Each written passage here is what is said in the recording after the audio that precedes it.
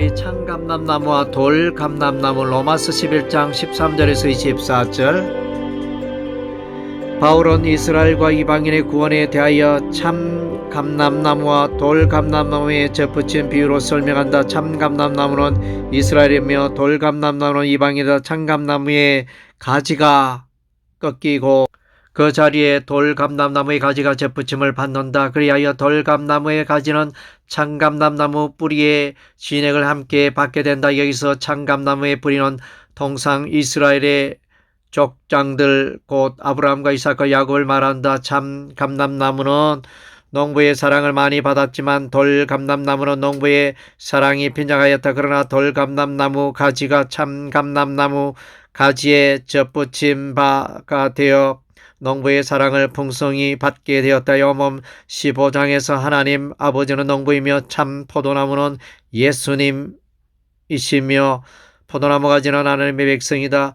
포도나무 가지는 포도나무에 붙어있을 때 풍성한 열매를 맺는다. 마찬가지로 돌감나무 가지도 참감나무 가지에 붙어 있으므로 풍성한 진액을 받는다. 돌감나무 가지가 참감나무 가지에 접붙임을 받는 것은 하나님의 은혜의 사건이다. 참감람나무 이스라엘은 하나님의 언약인 율법과 복음이 있고 하나님의 성전이 있고 하나님의 제사장이 있고 하나님의 선지자들이 있다. 그러나 돌감람나무 이방인은 이러한 것들이 없었으므로 참감람나무 가지에 접붙임을 받아야 했다. 농부 하나님께서 돌감람나무 가지를 참감나무 가지에 접붙임으로 구원의 풍성한 은혜를 맛보게 하셨다. 바울은 이방인의 사도로 이방인의 구원을 위하여 복음을 전파하였지만 혈육의 이스라엘의 구원에 대하여 결코 무시하지 않는다. 바울은 자신의 골육이 이방인으로 말미암아 시기하게 되어 아무쪼록 그들 중에서 얼마가 구원받게 되기를 바라고 있다. 얼마 동안 유대 이스라엘이 버려짐으로 이방인 지역에서 구원의 활동이 왕성하게 되었고 죽은 자와 같았던 이방인들은 이스라엘이 등한시했던 믿음으로 하나님의 생명을 소유하게 되었다. 돌감나무 이방인들이 그리스도의 복음을 믿었지만 이스라엘은 복음을 거부하고 율법의 행위를 고집하다가 구원의 은혜에서 넘어진 것이다. 그러나 이방인들이 복음으로 말미암아 구원받는 수가 많아질 때에 이스라엘은 그것을 시기하고 믿음과 구원의 길로 돌아오게 된다. 유대 이스라엘에게도 구원의 기회가 주어진다. 물론 모든 이스라엘이 총체적으로 예수를 믿게 된다는 것은 아니다. 이스라엘 가운데 하나님께서 택하신 자들의 다수가 그리스도에게로 돌아오게 된다. 구원에 관하여 이방인들이 유대 이스라엘을 무시하는 일이 발생해서는 안 된다. 먼저 예수 믿은 자들이 나중에 예수 믿는 자들을 경시하는 태도를 버려야 한다. 로마 교회 유대 이스라엘과 이방인의 비율을 정확히는 알지 못하나 이걸 흐름 속으로 보아 이방인들이 보다 많았을 것으로 보여진다. 바울은 이방인 그리스도인에게 유대 이스라엘을 향하여 구원에 관하여 자랑하지 말며 높은 마음을 품지 말라고 부탁하고 있다. 이방인 그리스도인은 참감람나무 가지에 접붙임을 받은 것이 오직 하나님께로 말미암았다는 사실을 잊지 말아야 한다. 이방인들이 하나님의 거룩에 참여하게 되는 것은 오직 믿음의 결과이다. 이스라엘은 믿지 아니함으로 꺾이고 이방인들은 믿음으로 접붙임 바가 되어 하나님의 거룩에 연합된다. 53. 이방인의 충만한 수 로마서 11장 25절에서 36절.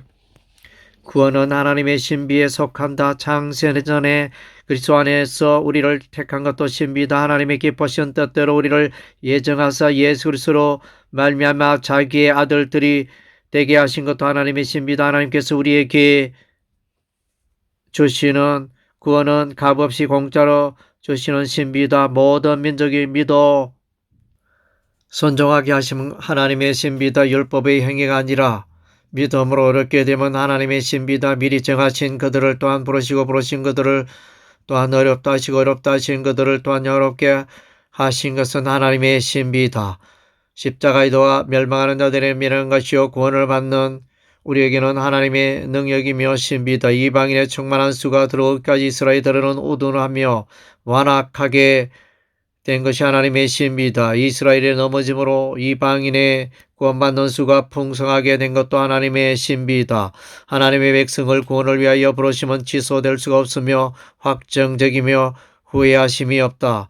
이방인의 충만한 수가 들어오면 그동안 우둔하였던 이스라엘이 돌이켜 구원을 받게 된다. 온 이스라엘이 구원을 받는다는 것은 모든 이스라엘이 총체적으로 구원을 받게 된다는 의미가 아니라 이스라엘 가운데 택하신 그의 백성들의 다수가 구원을 받게 된다는 것이다. 이스라엘에게서 난 그들이 다 이스라엘이 아니다. 여기서 육적인 이스라엘과 영적인 이스라엘을 구분하여 말하고 있다. 아브라함의 혈통을 가진 육적인 이스라엘 가운데 일부는 구원에 이르지만 일부는 구원과는 관계가 없다. 이삭과 이스마엘은 둘 다 아브라함의 혈통을 이어받지만 이삭은 구원에 이르나 이스마엘은 그러하지 못하다.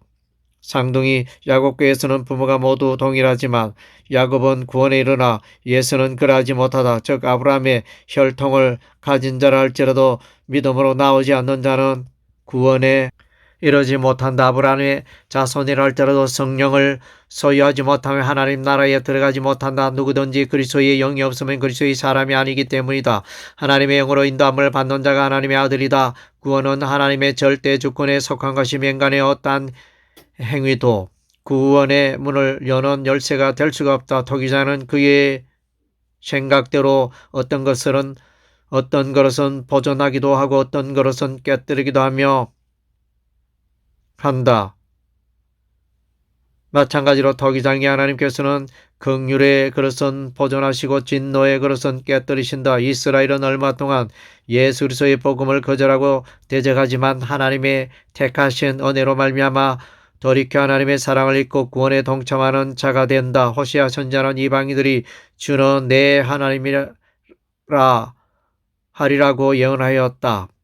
내가 내 백성 아닌 자를 내 백성이라 사랑하지 아니한 자를 사랑한 자라 부르리라. 이사야 선지자도 아브라함의 혈통을 가진 육적 이스라엘 가운데 다수는 심판을 받아 멸망에 이르고 소수의 남은 자만 구원받게 될 것을 예언하였다. 이스라엘 자손들의 수가 비록 바다의 모래 같을지라도 남은 자만 구원을 받으리라. 불순종하던